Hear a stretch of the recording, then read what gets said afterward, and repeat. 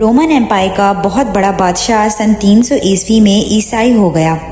پھر یہودیوں کو بہت مار پڑی، یہودی کا نام ایک گالی کی طرح بن گیا۔ اسی طرح چلتا رہا جب 610 عیسوی میں حضور صلی اللہ علیہ وسلم پر وحی نازل ہونا شروع ہوئی۔ یہ یہودی مدینہ میں ہوتے ہوئے قریش کو سکھاتے کہ اب محمد صلی اللہ علیہ وسلم سے پوچھو، یہ اپنے آپ کو نبی کہتے ہیں تو پھر بتائیں اصحاب کہف کون تھے، ذوالقرنین کون تھا۔ اس کا ذکر سورہ بنی اسرائیل میں ہوا ہے۔